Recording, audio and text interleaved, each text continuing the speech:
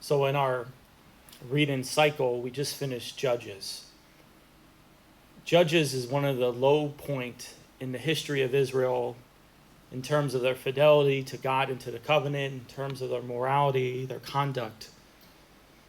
And even in the leaders that rescued the Israelites from their enemy oppressors, even those leaders that we call judges, okay, hence that's what the book is named after, these judges were also very severely flawed individuals, as I showed you, and at least two of them that we looked at in our daily readings.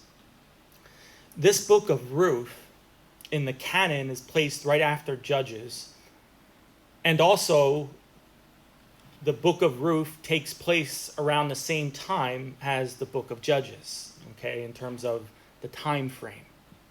So let's look at this. Again, we're only going to get today's reading. That's it. It's a short book. Like I said, next week we're going to do First Thessalonians, but unfortunately next Tuesday, St. Bartholomew. So we're going to have special readings for that Saint's Feast Day.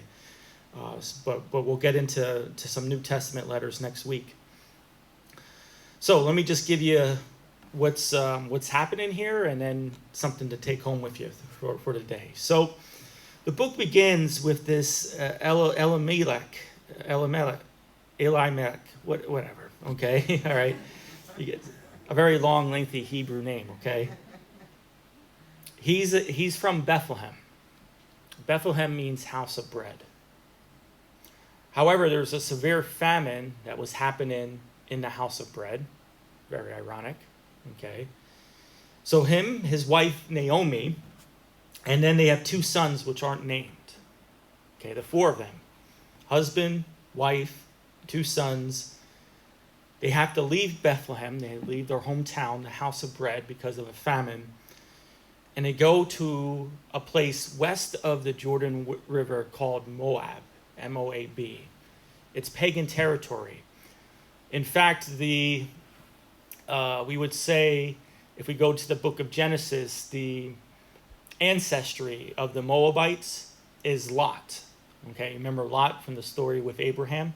Okay, so Lot kind of, Lot was Abraham's nephew, and there was a point where they're like, look, your sheep herdsmen and my sheep herdsmen, they're fighting with each other. So Abraham's like, okay, well, Lot, you go somewhere and I'll go in the opposite direction. Well, Lot goes to what's now called Moab. Okay. And again, Moabs, they're not really part of the covenant. Okay. They're pagans. They're outsiders. So they go down there, and the two sons marry two Moabite women.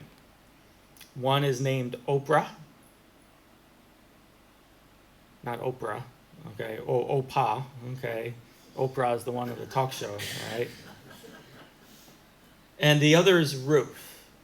Okay, who the book is named after. The husband and the two sons die. And so all that's left is Naomi and then her two Moabite daughter-in-laws. Naomi decides to go back to Bethlehem. Orpah decides to stay in Moabite territory. But Ruth decides to go with her to Bethlehem, to leave her own country and to go back to Naomi's country, Bethlehem. Okay. And this is what's remarkable about this. Her response is, when Naomi asked Ruth why she's staying, she says, do not ask me to abandon or forsake you. She doesn't want to abandon her mother-in-law. For wherever you go, I will go. Wherever you lodge, I will lodge.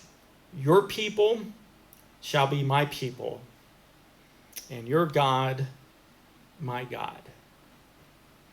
Now remember the context of all this. Ruth is at the same time as Judges. And so if you put the two books together, one might ask the question, well, who was out of these both books, who gets it? Who's the most faithful to the covenant? And I think honestly you would answer the question, well, Ruth, the Moabite woman, the pagan woman.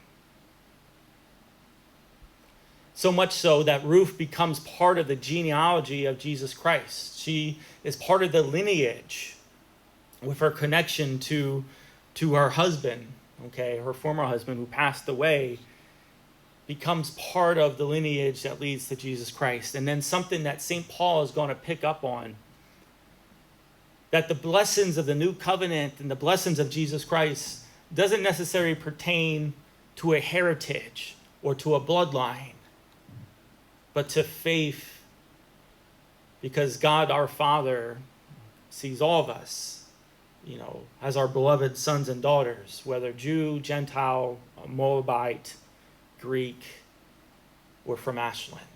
Okay, all right? It's faith in Jesus Christ and faith in the covenant. And so by itself, it's like, okay, well, here's a faithful person being faithful to her mother-in-law. But again, it's really significant and a very important message to these Old Testament readers, but I think also as well today. Sometimes the greatest example of faith, we even just have to look outside of the box. Here we have Ruth dedicated to her marriage covenant, which actually no longer exists, but she still has that dedication to it and dedication to his family, in this case Naomi, which in turn leads to her strong dedication to God. Ruth is the book of Ruth itself is a wonderful story, an uplifting story, during a time of Judges when everything seemed at its lowest point. May God bless you.